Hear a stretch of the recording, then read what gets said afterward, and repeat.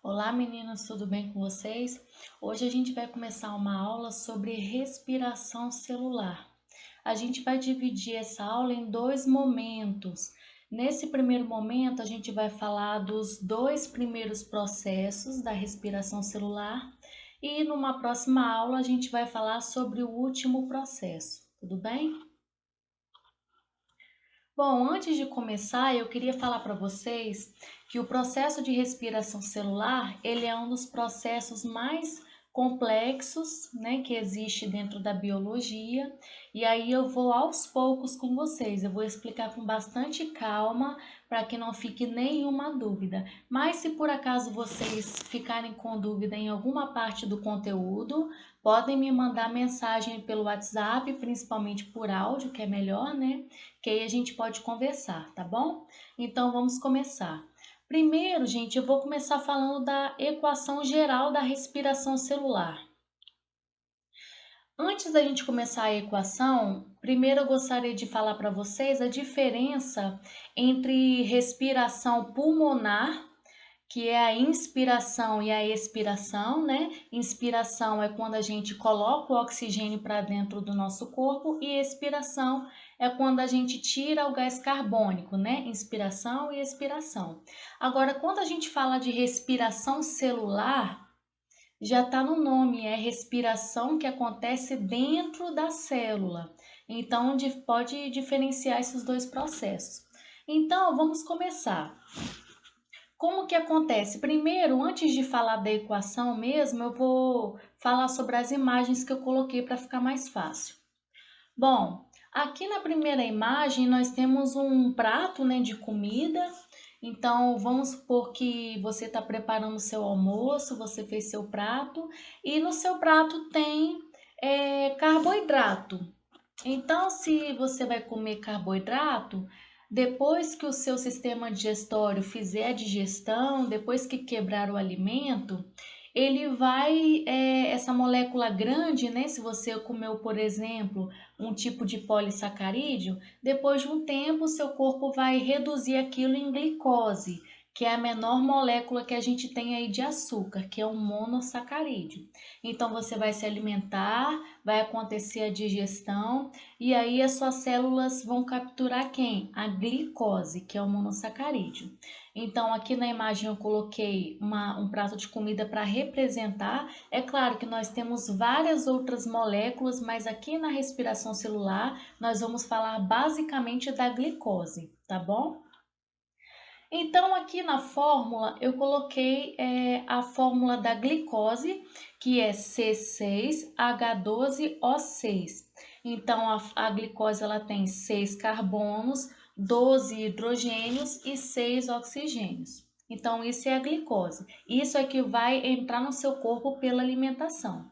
Só que eu acabei de falar com vocês uma das funções básicas que a gente precisa ter, né? Uma das coisas que é a comida. Então, toda vez que eu falar de glicose, você tem que lembrar de comida. Outra coisa básica que a gente precisa também é o oxigênio. Então, a gente precisa do oxigênio, né? Na inspiração. Então, duas coisas que a gente precisa que vai acontecer antes da seta, antes do processo. Então, nós temos a glicose, ou seja, comida, e nós temos também o oxigênio. Então, são duas coisas básicas que a gente precisa para acontecer o processo de respiração celular. Então, a primeira imagem nós representamos, né, de forma geral, a glicose, e aqui na segunda imagem eu coloquei uma pessoa, né, respirando, e aqui na setinha verde, por enquanto só olhe para a seta verde, nós estamos representando aqui a inspiração. Então, aqui na seta verde é o oxigênio entrando pelo sistema respiratório, e aí o que, que vai entrar na sua célula? Essas duas coisas, tanto a glicose quanto o oxigênio que veio da sua respiração, da sua inspiração. Então, quando entra essas duas coisas nas suas células, a glicose e o oxigênio, as mitocôndrias, que é a organela responsável pela respiração celular, elas vão poder funcionar. Então, se por acaso cair em alguma prova, qual é a organela responsável pela respiração celular? É a mitocôndria. Só que eu já vou adiantar para vocês que o processo de respiração celular, parte dele acontece na mitocôndria, nas mitocôndrias de forma geral, só que a primeira parte do processo de respiração acontece fora da mitocôndria. Então, veja bem, parte da respiração acontece dentro da mitocôndria e parte acontece fora da mitocôndria. Esse fora da mitocôndria significa o quê? É o citoplasma da célula, aquele fluido que eu falei com vocês, que é um fluido gelatinoso, onde as organelas estão inseridas. Então, a respiração acontece nessas duas partes. Só que a gente vai detalhar isso mais lá para frente. Então, voltando aqui de forma geral, o processo completo seria o quê? Glicose com oxigênio, né? Esses dois dentro da célula, e aí as mitocôndrias podem agir. Então, de forma geral, o que vai acontecer depois disso? Agora olhem para a seta laranja. O que sai na nossa respiração? É o CO2, que é o dióxido de carbono. Então, depois que acontece o processo de respiração celular, as suas células vão liberar o CO2 como um metabólito, como um resíduo. Então, por que o CO2 sai do nosso corpo? Porque o nosso corpo não precisa do CO2. É um resíduo, é um lixo celular. Então, nosso corpo não vai precisar, por isso que ele vai liberar o CO2. Tá bom? Então, aqui, essa seta laranja representa o CO2 saindo do corpo. Esse CO2 é resultado de que processo? É resultado do processo de respiração celular. Então, o CO2 vai sair. Além disso, o processo de respiração celular vai produzir água, só que é lá no final do processo que a gente vai estudar. E aqui é o foco principal do processo, que é a produção de energia. Então, se perguntar para vocês, para que serve a respiração celular? Vocês vão me responder para produzir energia. Então, basicamente, de forma fácil para a gente entender, por que a gente come e respira? Para produzir energia.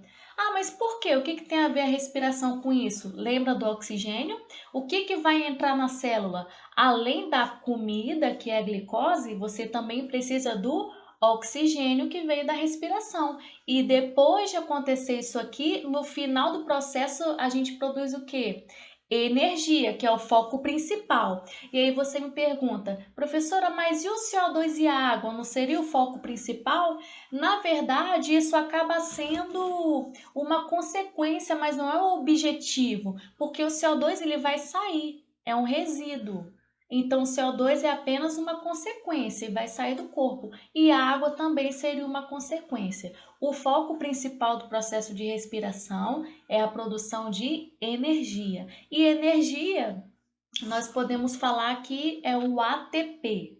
ATP é a moeda energética das nossas células. Então, como que a gente consegue realizar nossas atividades diárias, todas elas? Através da energia, que é o ATP, e esse ATP veio de onde? Do processo de respiração celular. Só que para acontecer o processo de respiração celular, nós precisamos basicamente de duas coisas: comida e oxigênio. Basicamente é isso. Conseguiram entender? Então aqui eu falei para vocês da imagem, tudo certo? Agora, gente, se eu perguntar para vocês o seguinte, agora é um pouquinho mais específico, tá? Se eu perguntar para vocês, como que essa comida, né, que você comeu no almoço ou na janta, como que ela vai se transformar em energia? Como que essa glicose aqui do início vai se transformar em ATP, em energia? Aqui agora a gente já começa a entrar no conteúdo de forma mais específica. Percebam o que a molécula de glicose tem. Ela tem três componentes, três átomos diferentes. A glicose tem o C de carbono, o H de hidrogênio e o O de oxigênio, concordam? Só que se eu te perguntar assim, qual desses três átomos vai ser importante para fabricar a energia, para fabricar o ATP? Qual desses três a gente vai retirar para fazer essa energia? Vocês vão me responder o hidrogênio. Então, é o H de hidrogênio. Então, toda vez que o nosso corpo fizer, as nossas células, né, fizer o processo de respiração celular e utilizar a glicose, né, que é a regra, o que o nosso corpo vai utilizar dessa molécula de glicose? O carbono, o hidrogênio ou o oxigênio dessa molécula? Vai utilizar o do meio, que é o hidrogênio. Então, esse hidrogênio aqui, no final, quando acabar o processo, vai virar o quê? Energia, ATP. Ah, professora, mas o que acontece com o restante da molécula de glicose? Esse carbono e esse oxigênio. Olha só, carbono com oxigênio, repara aqui no finalzinho o que dá, ó? CO2. Então, o restante da molécula de glicose, né? O hidrogênio a gente vai utilizar para fazer energia e o que sobrar dela vai virar o quê? CO2 e vai sair do nosso corpo. Entenderam como é que funciona? Então, eu coloquei aqui embaixo, ó, hidrogênio, ó, tá aqui. E aí você me pergunta, professora, mas esse Ezinho aqui é de quê? Esse Ezinho significa elétron. Mas de onde que veio esse elétron? Vou falar de forma geral aqui. Na biologia e na química também, quando acontece um processo de quebra da molécula, nesse caso a gente quer quebrar a molécula de glicose, concordam? Para fazer energia. Se acontece um processo de quebra de uma molécula e a gente precisa retirar alguma coisa, que nesse caso é o hidrogênio, né, que eu falei para vocês, o elétron ele sempre vem junto. Então, no caso, o hidrogênio e o elétron vão sair ao mesmo tempo. Então, por exemplo, aqui nós temos 12 hidrogênios, né?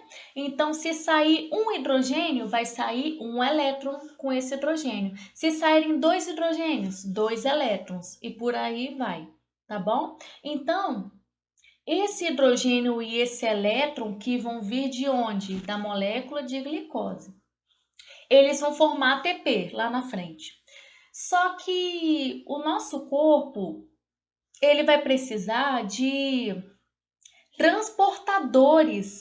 Eu falo transportadores para ficar mais fácil. O nosso corpo vai precisar de alguém que pegue esse hidrogênio e esse elétron junto e transporte lá para o final do processo para fazer energia.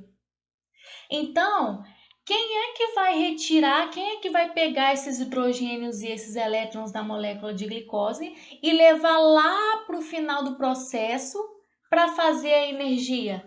São dois transportadores básicos, na verdade, duas enzimas que a gente fala, que se chama NAD e FAD. Então, o que é o NAD e o FAD? São transportadores, eu coloquei aqui dois caminhões, né, para a gente representar. São dois caminhões, dois transportadores, duas enzimas que vão pegar esses hidrogênios e esses elétrons da molécula de glicose e vão levar lá para o final do processo. Então, o trabalho desses dois é esse: transportar hidrogênios e elétrons, tá bom? Outra coisa importante que eu preciso falar para vocês é o seguinte: como eu falei para vocês, a importância de tudo isso aqui é fazer ATP. Só que aí, quando a gente for estudando o processo de respiração celular, a gente vai precisar fazer uma contagem de NAD e de FAD, que são esses caminhões aqui. Quantos NADs apareceram, quantos FADs apareceram. Só que para que serve isso? Eles não vão pegar o hidrogênio e elétron para fazer energia no final? Então, eles vão ajudar no processo, só que o foco é fazer o quê? ATP. Então, no final das contas, o que vai acontecer? A gente vai precisar saber o saldo de ATP. Quantos ATPs que esse processo todo conseguiu fazer? Quanto de energia que esse processo conseguiu fazer? E quem vai ajudar a fazer esses ATPs? O NAD e o FAD. Então, aqui eu coloquei dois desenhos, né? Eu coloquei o NAD, botei um caminhão vermelho e o FAD, o caminhão verde. Percebam que eu coloquei a expressão deles de forma diferente, ó. Por que que o NAD eu coloquei ele aqui mais com cara de bravo? Porque ele é o que mais vai trabalhar nesse processo. Ele é o que mais vai pegar hidrogênio e elétron para levar lá para a última fase. Então ele vai trabalhar muito. Então, quando a gente for estudar, toda hora vocês vão ver o NAD aparecendo, que é o caminhãozinho vermelho. E o FAD, olha aqui que eu coloquei para vocês, o verdinho. Percebam que ele tá com a cara de tranquilo. Por quê? Ele é tipo aquele preguiçoso que não quer fazer nada, só aparece de vez em quando. Na verdade, ele vai aparecer só no meio do processo, basicamente 2 vezes só. O restante vai ser o NAD. Então, por isso que eu coloquei a carinha deles diferentes para a gente poder relacionar, para ficar mais fácil. Então, por que que o NAD está com essa cara de bravo? Porque ele é o que mais vai aparecer, é o que mais vai trabalhar. Já o FAD já está mais tranquilo, porque ele quase não vai fazer nada, ele está tranquilo. Ele vai trabalhar poucas vezes. E aí você me pergunta, tá, professora, você colocou a cor deles diferente. Mas eles têm alguma diferença ou por que que eles se chamam diferente? Pessoal, agora vocês têm que entender que o NAD ele vai ser mais energético que o FAD. Então, o NAD, como ele trabalha mais e vai ser o primeiro a aparecer lá no final do processo, ele é o mais energético. O FAD não é tanto, tá bom? Então, aqui a gente explicou a parte geral e agora a gente começa a entrar na matéria propriamente dita. Então, pessoal, depois de tudo aquilo que eu falei para vocês, né, da equação geral, do processo geral, aqui a gente começa a parte mais específica. Então, se vocês tiverem dúvida da primeira parte, já pode me mandar uma mensagem que eu já vou responder para vocês, tá bom? Então, o processo de respiração celular, ele é dividido basicamente em 3 etapas. A primeira se chama glicólise, a segunda etapa se chama ciclo de Krebs e a terceira etapa se chama cadeia respiratória. Então, repetindo, primeira etapa, glicólise. Segunda etapa, ciclo de Krebs. E terceira etapa, cadeia respiratória. Eu vou falar com calma e vou repetindo para a gente fixar, tá bom? Se eu perguntar para vocês assim, a primeira etapa, que é o processo de glicólise, em que local ela acontece na célula? Vocês vão me responder que a primeira etapa acontece fora da mitocôndria. Então, olha aqui na imagem. Aqui em laranja nós temos a mitocôndria, só que a primeira etapa ela vai acontecer fora da mitocôndria, aqui, ó, no citoplasma, que a gente chama também de citosol, que é aquele fluido gelatinoso que eu falei com vocês, aonde as organelas estão inseridas de forma geral. Então, primeira etapa, glicólise, é a primeira etapa da respiração celular, que vai acontecer onde? No citoplasma, no citosol da célula. E as outras 2 etapas, que é o ciclo de Krebs e a cadeia respiratória? As outras 2 etapas vão acontecer onde? Dentro da mitocôndria. Então, esse é o primeiro ponto. Primeira etapa, citoplasma, e as outras 2 na mitocôndria. Esse é o primeiro passo. Se eu perguntar para vocês o seguinte, em qual dessas 3 etapas nós não temos a participação do oxigênio. Ou seja, em qual dessas etapas a gente tem um processo anaeróbico, que sem oxigênio, sem a participação de oxigênio? Vocês vão me responder, primeira etapa. Então, o processo de glicólise, que geralmente ele é o que mais cai em prova, o processo de glicólise, primeiro, ele acontece no citoplasma. Segundo, ele é um processo anaeróbico, ou seja, sem a participação do oxigênio. As outras 2, nós já temos oxigênio participando. Porque naquela equação geral que a gente viu lá no slide anterior, no começo da aula, eu comentei com vocês do oxigênio, lembram? Que o oxigênio vem da respiração, só que esse oxigênio que a gente inspira, ele só vai participar do ciclo de Krebs e da cadeia respiratória. Na primeira, esse oxigênio ele não interfere no processo, tudo bem? E aqui eu coloquei para vocês embaixo a complementação. Então, a primeira etapa, que é a glicólise, acontece aqui no citoplasma, que é no citosol. A segunda etapa da respiração celular, que é o ciclo de Krebs, vai acontecer em que local da mitocôndria? Vai acontecer aqui no meio da mitocôndria, ó, que se chama matriz. Matriz da mitocôndria ou matriz mitocondrial. Mas como é que vocês vão gravar isso? Vou dar um macete para vocês, bem simples, ó.